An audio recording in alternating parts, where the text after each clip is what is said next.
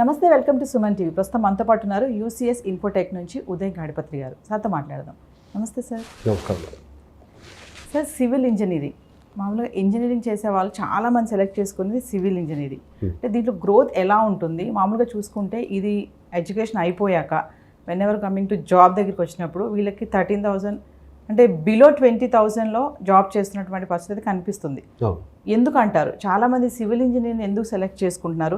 మరి ఇలాంటి స్టూడెంట్స్ మీ దగ్గర వచ్చినటువంటి సందర్భాలు ఏమైనా ఉన్నాయా? ఒకసారి ఇది ఒక డిఫరెంట్ కేస్ మేడం. ఎందుకంటే చాలామంది ఇంటర్మీడియట్ అయిపోయిన తర్వాత గైడెన్స్ ఉండదు. బేసిక్గా చాలామంది స్టూడెంట్స్కి గైడెన్స్ ఉండదు. ఆ గైడెన్స్ లేకపోవడం వల్ల ఫస్ట్ వాళ్ళకి వచ్చే మైండ్లోకి వచ్చేది ఏంటంటే మనం మంచిగా కన్స్ట్రక్షన్లోకి వెళ్దాము, మనం ఒక బిల్డింగ్ కట్టాలి, ఇటువంటి ఐడియాలజీతో ఏమవుతుందంటే సివిల్ ఇంజనీరింగ్ జాయిన్ అవుతారు. సివిల్ ఇంజనీరింగ్ అనేది చాలా ప్యాషన్తో జాయిన్ అవుతారు madam. The most passionate students అంటే ఇంజనీరింగ్ స్టూడెంట్స్లో సివిల్ ఇంజనీరింగ్ స్టూడెంట్స్. సో వాళ్ళు ఏంటంటే ఒక డిఫరెంట్ ఆర్కిటెక్చర్ బిల్డింగ్ కడదామని చెప్పేసి అది ఎలా వర్క్ అవుతుంది అది నేర్చుకుందాం అని చెప్పేసి వాళ్ళకి చాలా ఎంతూసియాస్టిక్గా ఉంటారు, చాలా ప్యాషనేట్గా ఉంటారు. ఇంజనీరింగ్ చదివేటప్పుడు కూడా చాలా ప్రౌడ్గా వాళ్ళలో చాలా ప్రౌడ్ ఫీలింగ్ ఉంటుంది. సివిల్ ఇంజనీరింగ్ అనేది వాళ్ళకు ఒక ప్రౌడ్ ఫీలింగ్ ఉంటుంది. బట్ రియాలిటీకి వచ్చేసరికి ఏంటంటే మేడం వాళ్ళని ఎలా చూస్తున్నారంటే ఒక స్లేవ్స్ లాగా చూడటం అలా చేస్తూ ఉన్నారు. సో వాళ్ళని తీసుకుంటే కనుక చాలా కన్స్ట్రక్షన్ కంపెనీస్ సైట్ ఇంజనీర్గా తీసుకుంటారు, చాలా తక్కువ పే చేస్తారు. నేను చూస్తున్నాను కదా, 12,000 15,000 అలా పే చేసేసి అకామిడేషన్ అనేది ఫిక్స్డ్ అకామిడేషన్ ఉండదు వాళ్ళకి. సో ఒకసారి ఒక చోటుకి వెళ్ళమంటారు, ఇంకోసారి ఇంకో చోటుకి వెళ్ళమంటారు. సో అకామిడేషన్ అనేది ఒక చోట ఉండకపోవడం వల్ల ఏంటంటే రెంటల్ ప్రాబ్లమ్స్ కూడా ఉంటాయి వీళ్ళకి. అట్లానే వర్క్ అవర్స్ కూడా సమ్ టైమ్స్ ఆడ్ అవర్స్ ఉంటాయి. అట్ ద సేమ్ టైం ఏంటంటే వీళ్ళకి సాటర్డే సండేస్ ఆఫ్స్ ఉండవు, సండే కూడా ఉండదు. సమ్ టైమ్స్ సాటర్డే వీళ్ళకైతే వర్కింగ్ డే, సండే అయితే డెఫినెట్గా సండే ఒక్కొక్కసారి వర్క్ చేయమంటారు. అప్పుడు వాళ్ళు ఏంటంటే వీళ్ళకి మళ్ళీ హాలిడేస్ కూడా ఒక్కొక్కసారి ఉండవు. సమ్ టైమ్స్ ఎలా ఉంటుంది అంటే ఎందుకు వచ్చాంరా ఈ ఫీల్డ్కి అన్న రిగ్రెట్ చాలా మందిలో ఉంటుంది. ఎందుకంటే వీళ్ళని స్క్వీజ్ చేస్తారు కన్స్ట్రక్షన్ సైట్లో కావచ్చు. కన్స్ట్రక్షన్ సైట్లో ఏంటంటే కొంచెం సేఫ్టీ అనేది చాలా ఇంపార్టెంట్ ఉంటుంది. కొంతమంది ఆ సేఫ్టీ మెజర్స్ కూడా ఫాలో అవ్వరు, దానివల్ల ప్రాబ్లమ్స్ వస్తాయి, కొంతమంది ఇంజురీస్ కావచ్చు. సో వీళ్ళు ఏంటంటే ప్యాషనేట్ తోటి నేర్చుకుంటారు, జాబ్ చేయాలని చూస్తారు. రియాలిటీ అనేది అప్పుడు చివరిలో అర్థమైంది. ఇలా సివిల్ ఇంజనీరింగ్ నేర్చుకొని ఇలాంటి జాబ్స్ చేయలేక శాలరీస్ గ్రోత్ లేక చాలామంది క్యాండిడేట్స్ మన దగ్గరకు వస్తున్నారు మేడం. సో డెఫినెట్గా నేను చెప్పినట్టు ఇంతకుముందు IT always welcomes talent.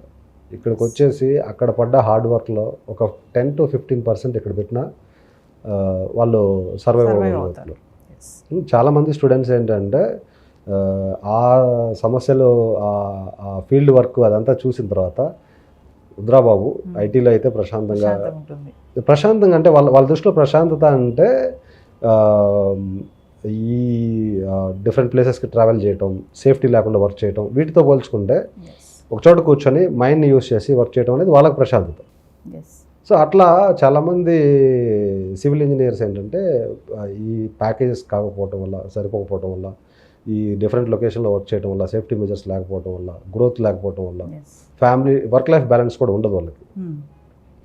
So ఇలా ఉండటం వల్ల ఏమవుతుంది, రేపు ఆబ్వియస్గా ఇప్పుడున్న కాస్ట్ ఆఫ్ లివింగ్కి 15,000 20,000 శాలరీ అనేది డెఫినెట్గా వర్కౌట్ అవ్వడం లేదండి.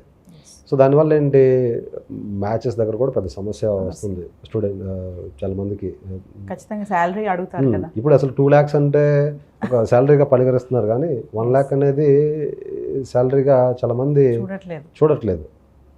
అమ్మాయిలు చాలా తెలివిగా ఆలోచిస్తున్నారు, అబ్బాయిలు కూడా కొంచెం తెలివిగానే ఉంటున్నారు. సో బేసిక్ ఏంటి, 1 lakh శాలరీ అంటే సేవింగ్స్ ఎంత ఉంటున్నాయి? హైదరాబాద్ లాంటి సిటీస్లో అయితే సేవింగ్స్ ఒక 20,000 30,000 ఉంటున్నాయి. ఈ విధంగా ఆలోచిస్తున్నారు అమ్మాయిలు చాలా తెలివైన వాళ్ళు. నేను ఫ్యూచర్ కొంచెం డిపెండ్స్ కదా సార్, మరి అన్ని ఆలోచిస్తారు కదా. సో 2 lakhs శాలరీ అనేది ఒక శాలరీ లాగా పరిగణిస్తున్నారు. Yes. సో అటువంటి దృష్టిలో పెట్టుకొని చాలా మంది సివిల్ ఇంజనీర్స్ ఐటీ వైపు స్విచ్ అవుతున్నారు. ఎస్, అంటే ఇప్పుడు సివిల్ ఇంజనీరింగ్ చేసిన వాళ్ళందరూ కూడా ఇలానే ఇబ్బందులు ఎదుర్కొంటే మీరు కొన్ని సమస్యలు చెప్పారు. అంటే అందరూ కాదు మేడం, అందరూ కాదు. కొంతమంది కొంచెం సబ్జెక్ట్ మీద ఎక్స్ట్రాడినరీగా నేర్చుకుని, కొంతమంది నార్మ్ మాత్రంగా నేర్చుకుంటున్నారు కదా, వాళ్ళు ఏంటంటే సైట్ ఇంజనీర్స్గా ఇట్లా జాయిన్ అయ్యి ఇబ్బంది పడుతూ ఉన్నారు. గ్రోత్ ఉండదు అంటారా సివిల్ ఇంజనీరింగ్లో? సివిల్ ఇంజనీరింగ్లో కంపారిటివ్లీ ఐటీలో ఉన్నంత గ్రోత్ అయితే ఉండదండి. ఐటీలో I seen many people who are drawing 6 lakhs per month, 7 lakhs per month. ఇట్లా ఐటీలో నేను చాలామందిని చూస్తున్నాను. ఐటీలో ఇప్పుడు నేనున్నాను, నాది 48 lakhs per annum. Okay, so ఇట్లా చాలామందిని చూస్తే మంచి శాలరీస్ తోటి ఐటీలో ఉన్నారు. ఇంత శాలరీస్ మనం సివిల్లో ఎక్స్పెక్ట్ చేస్తామని చెప్పేసి సివిల్లో ఇంత శాలరీస్ రావు మేడం. చాలామంది ఐటీ సైడ్ అంతా కూడా కొంచెం చాలా ఇబ్బందులు ఉంటాయి, హెడేక్ రా బాబు ఎందుకు వచ్చాము ఐటీ సైడ్ అని కూడా కొంతమంది అలా కూడా మాట్లాడుతున్నారు. వాళ్ళు ఒకటి చెప్పాలి, నథింగ్ కమ్స్ ఈజీ అండి. డెఫినెట్లీ ఇంత శాలరీస్ ఇస్తున్నారంటే డెఫినెట్గా మనం దానికి తగ్గట్టు ప్రెజర్ తీసుకోవాలి కదా. అసలు జాబ్ రావటమే అదృష్టం. కొంతమంది జాబ్ వచ్చిన తర్వాత ఈ వర్క్ ఈ ప్రెజర్ మనం ఎక్కడ పడతామని చెప్పేసి అనుకుంటారు. కొంతమంది జాబ్ లాగే ఇబ్బంది పడుతున్నారు. జాబ్ ఉందని చెప్పేసి మనం ఆనందపడాలి. సో డెఫినెట్గా మంచి శాలరీ ఇచ్చేటప్పుడు ఖచ్చితంగా మనం ప్రెజర్ తీసుకోవడానికి రెడీగా ఉండాలి. మంచి ప్యాకేజెస్ మనం ఎక్స్పెక్ట్ చేస్తున్నప్పుడు డెఫినెట్గా మనం రెస్పాన్సిబిలిటీస్ తీసుకోవడానికి రెడీగా ఉండాలి. ఎప్పుడైనా కూడా మన దగ్గర ఒకరిద్దరు వర్క్ చేస్తున్న వాళ్ళు శాలరీస్ అడుగుతూ ఉంటారు, పెంచండి సార్ అని చెప్పేసి. నేను అంటాను, రెస్పాన్సిబిలిటీస్ తీసుకొని డెఫినెట్గా పెంచమని చెప్పేసి అడగండి, నేను పెంచుతానని చెప్పేసి చెప్తాను. అంతే, ఎంత శాలరీకి అంత వర్క్ ఉంటుంది. ఆబ్వియస్లీ ఎందుకంటే మనం శాలరీస్ ఇస్తున్నాం అన్నప్పుడు ఆ శాలరీస్ తగ్గట్టుగా రెస్పాన్సిబిలిటీస్ తీసుకుంటే మనం అప్పుడే మనం ఇంకోటి కూడా చేయాలి మేడం. మనం ఎప్పుడన్నా మన మేనేజర్ని హైక్ అడిగేటప్పుడు కావచ్చు, ఏదైనా శాలరీ పెంచమని అడిగినప్పుడు కావచ్చు, లేదన్నా బోనస్ అడిగినప్పుడు కావచ్చు, చెప్పాల్సింది సార్ నేను ఈ రెస్పాన్సిబిలిటీస్ తీసుకుంటాను, ఈ ఇట్లా నేను హ్యాండిల్ చేయాలనుకుంటున్నాను అని చెప్పి అడిగితే డెఫినెట్గా ఓకే అని చెప్పేసి కొంచెం పాజిటివ్ రిజల్ట్స్ వచ్చే ఛాన్స్ ఉంటుంది. సో ఫైనల్లీ సాఫ్ట్వేర్ జాబ్ అంటే బిందాస్ లైఫ్ అంటే ఏమంటారు? సో బిందాస్ లైఫ్ అని నేను అంటలేదు. సో కరెక్ట్గా మనం చేసుకుంటే వర్క్ లైఫ్ బ్యాలెన్స్ ఉంటుంది. వర్క్ లైఫ్ బ్యాలెన్స్ అంటే సాటర్డే సండే ఫ్యామిలీ తోటి స్పెండ్ చేయొచ్చు. సో ఇప్పుడు మన రెస్పాన్సిబిలిటీస్ని కనుక కరెక్ట్గా టైం టు టైం చేయగలిగితే వర్క్ లైఫ్ బ్యాలెన్స్ని మనం మెయింటైన్ చేయొచ్చు. వర్క్ని కనుక పోస్ట్పోన్ చేసుకుంటా ఉంటే వర్క్ లైఫ్ బ్యాలెన్స్ మనకు ఉండదు. సో వర్క్ని పోస్ట్పోన్ చేయడం అనేది చేసుకోకూడదు ఐటీలో అయినా సరే. సో కొన్ని ప్రాజెక్ట్స్ ఉంటాయి మేడం ఐటీలో కూడా.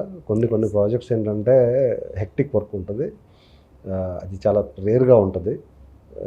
వాళ్ళకి ఏంటంటే కొంచెం ప్రెజర్గా కూడా ఉంటుంది. చాలా తక్కువ ప్రాజెక్ట్స్ అట్లా హెక్టిక్ ప్రాజెక్ట్స్ ఉంటాయి. అటువంటి ప్రాజెక్ట్స్లో వర్క్ లైఫ్ బ్యాలెన్స్ అనేది కొంచెం అటు ఇటుగా ఉంటుంది. బట్ డెఫినెట్గా IT is the best job అండి.